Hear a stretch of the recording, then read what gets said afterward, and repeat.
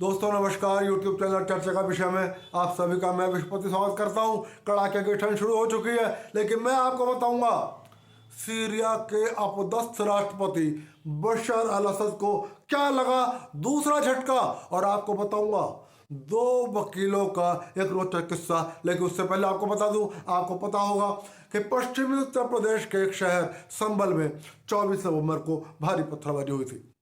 Police ने अज्ञात पत्थरबाजों का नाम एक रिपोर्ट दर्ज कर ली थी, और पुलिस अपने कैमरों के माध्यम से, पत्रकारों के कैमरे के माध्यम से, ड्रोन की तस्वीरों के माध्यम से और कुछ और लोगों के मोबाइल या पत्रकारों के मोबाइल के माध्यम से वास्तविक पत्थरबाजों के नाम पुख्ता कर रही है कि पत्थरबाज कौन थे, क्योंकि काफी पत्थरबाज अपना मुंह ढक के आए थे। लेकिन एक बड़ी रोचक चर्चा है, आपने पाकिस्तान में अज्ञात हमलावरों का नाम बहुत सुना होगा। अब उस संभल में एक अज्ञात हमलावर की एंट्री, अज्ञात सूचना के स्रोत की एंट्री हुई है। वो प्रशासन को अभी तक 40 चिट्ठियां लिख चुका है, और उन चिट्ठियों में यह बता चुका है कि वहां पर जो पत्थरबाजी कर रहे थे, जिसने इस रंग का कपड़े पहन रखे थे और इस रंग का ये पहन रखा था, ये उस मोहल्ले से आया था, ये उस गांव से आया था, इसको इसने बुलाया था और इसको उसने बुलाया था। और दोस्तों, अभी तक की चर्चा ये सुनने में आ रही है कि उसने जो 40 चिट्ठियों में नाम पुलिस प्रशासन को बताए हैं, वो सब के सब वास्तविक अपराधी हैं। मतलब उसने किसी को फंसाने के उद्देश्य से, मतलब जो उसने बताया है वो फोटो से मिलान हो रहा है। खैर, जो भी है, जो अज्ञात सूचना का स्रोत है, निश्चित रूप से मैं उसको बधाई दूंगा।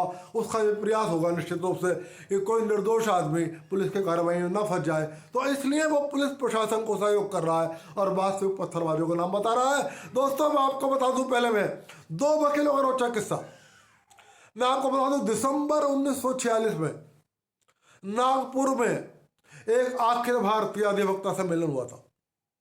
उसमें देश भर के तमाम वरिष्ठ वकील हिस्सा लेने गए थे। एक ट्रेन उस समय चली थी, बेंगलोर से मद्रास होते हुए नागपुर गई थी।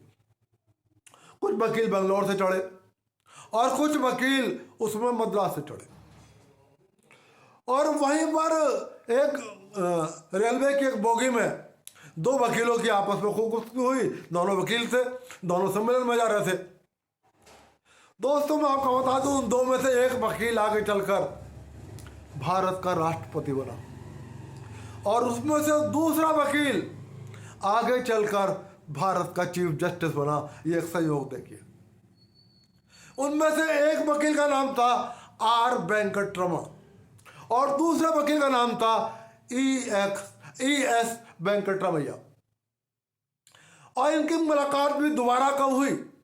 43 साल बाद, 43 ईयर्स बाद।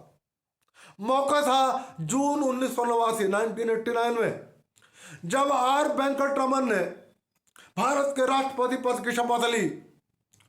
तो राष्ट्रपति भवन के अशोक हॉल में ES वेंकटरमैया भी मौजूद थे, और वो उस समय सुप्रीम कोर्ट के एक जज की हैसियत से मौजूद थे। जब आर वेंकटरमण ने शपथ ले ली और वो उनको बधाई देने उनके नजदीक गए, तो उन्होंने याद दिलाया कि आज से 43 साल पहले दिसंबर 1946 में एक ट्रेन में मेरी और आपकी मुलाकात हुई थी, और हम दोनों ने बहुत बहुत विषयों पर चर्चा करी थी। आर वेंकटरमण को वो किस्सा याद आ गया और दोनों बहुत भावुक हो गए। और दोस्तों, संयोग देखिए कि बाद में ये सुप्रीम कोर्ट के जज ES वेंकटरमैया भारत के चीफ जस्टिस बने। अब ये रोचक किस्सा कैसे पता लगा? ये रोचक किस्सा सुनाया सुप्रीम कोर्ट की एक जज बीबी नागरत्ना ने। मैं आपको बता दूं कि ये बीबी नागरत्ना ES वेंकटरमैया, जो भारत के चीफ जस्टिस बने, उनकी बेटी है, और वर्तमान में भारत के सुप्रीम कोर्ट के जज हैं। और वो जल्दी ही भारत की पहली महिला चीफ जस्टिस होने के कतार में है। दरअसल वो बेंगलोर में नेशनल लॉ स्कूल यूनिवर्सिटी के एक कन्वेंशन को संबोधित कर रहे थे। National school of law university के सम्मेलन को संबोधित कर रहे थे, और वहां पर उन्होंने किस्सा सुनाया कि मेरे पिताजी और वेंकट रमन जो भारत के राष्ट्रपति थे, वो 1946 में ट्रेन में मुलाकात हुई थी। और दूसरी मुलाकात उनकी 1989 में राष्ट्रपति भवन के अशोक हॉल में हुई थी। और उस समय उनके पिताजी सुप्रीम कोर्ट के जज थे, आर वेंकट रमन भारत के राष्ट्रपति थे। और बाद में E.S. वेंकटरमैया भी भारत में चीफ जस्टिस बने। तो ये संयोग था 46 साल पहले जिन्होंने जो ट्रेन में दो वकील दो दोस्त बने थे, हालांकि उनकी एक ही मुलाकात हुई थी, उनकी दूसरी मुलाकात 43 साल बाद हुई। और जब मुलाकात हुई तो एक व्यक्ति सुप्रीम कोर्ट का जज था और एक व्यक्ति भारत का राष्ट्रपति था। और अब E.S. वेंकटरमैया की बेटी नागरत्ना भी भारत की चीफ जस्टिस होने के कगार में है।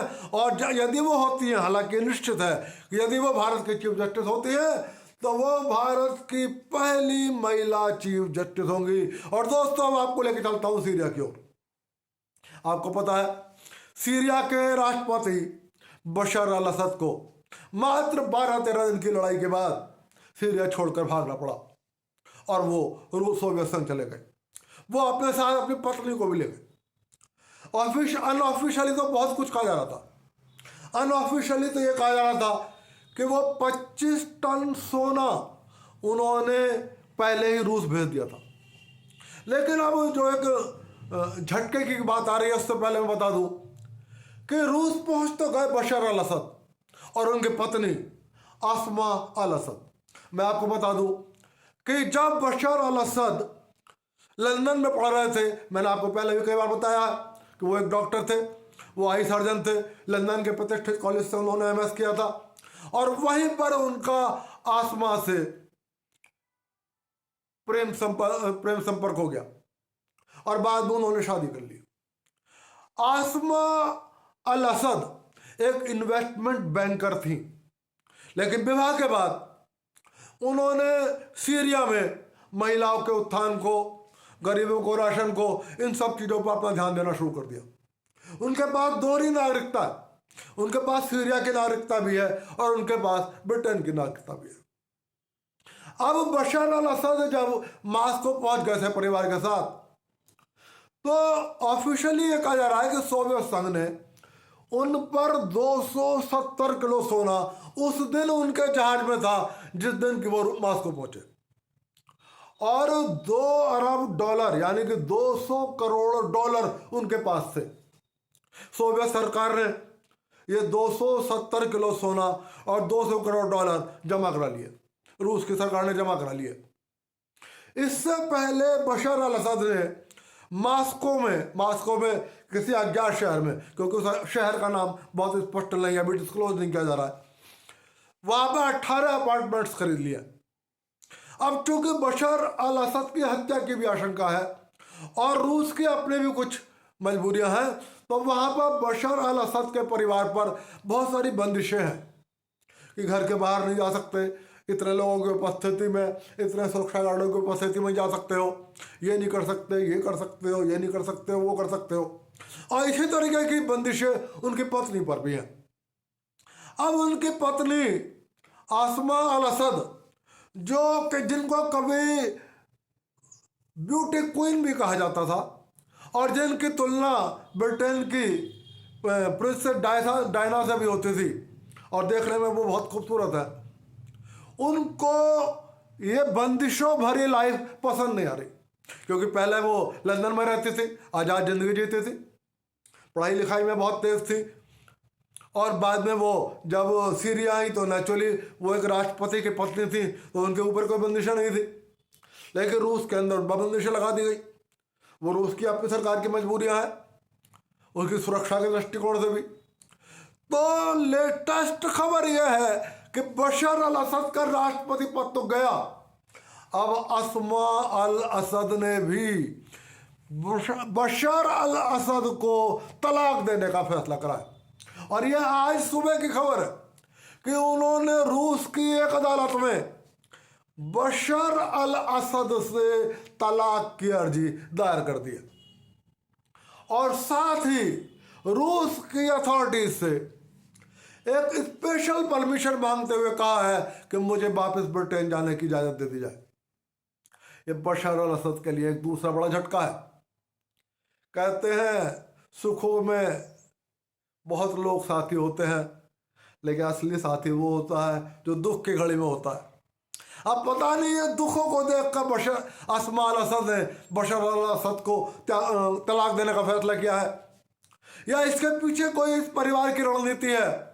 लेकिन फिलहाल आज के मीडिया में यह बात छाई हुई है कि बशर अल असद को लगा दूसरा बड़ा झटका, जब उनकी पत्नी आसमा अल असद, एक समय ब्यूटी क्वीन, एक समय जिसकी तुलना लेडी प्रिंसेस डायना से होती थी, उन्होंने बशर अल असद को तलाक देने का फैसला कर लिया है और रूस की अदालत में एक विशेष अभियोग दायर कर दिया है। दोस्तों देखते हैं कि तलाक उनको मिलता है नहीं मिलता है, उनको ब्रिटेन जाने की परमिशन मिलती है नहीं मिलती है, इसका पता बाद में लगेगा। फिलहाल अब पता नहीं कि ये बशर अल असद परिवार की रणनीति है, क्योंकि उनकी पत्नी ये अस्मा अल असद एक इन्वेस्टमेंट बैंकर है और एक बहुत बड़े बैंकर की शायद वाइस प्रेसिडेंट और प्रेसिडेंट भी रह चुकी है, तो इनका शायद काफ़ी बड़ा इन्वेस्टमेंट भी है। तो हो सकता है अपने इन्वेस्टमेंट की सुरक्षा के लिए, और चूंकि ब्रिटेन का घर है तो इसलिए इनके मन में ये होगा कि मैं ऐसी बंदिशों की ज़िंदगी क्यों जीऊँ, इसलिए वो वापस ब्रिटेन जाना चाहती हैं। फिलहाल देखते हैं रूस के अधिकारी क्या फैसला करते हैं। वो आसमा अल असद को ब्रिटेन जाने की इजाज़त देते हैं नहीं देते हैं, रूस के कानून उनके तलाक की अर्जी को स्वीकार करते हैं या नहीं करते हैं। जैसे भी कोई अगली खबर होगी उसको लेके आपके पास आऊँगा। और दोस्तों आज का वीडियो यहीं समाप्त कर रहा हूँ और फिर आपसे निवेदन कर रहा हूँ कि यदि वीडियो पसंद आए तो लाइक कर देना और मेरे चैनल को सब्सक्राइब कर देना। आप सभी को नमस्कार।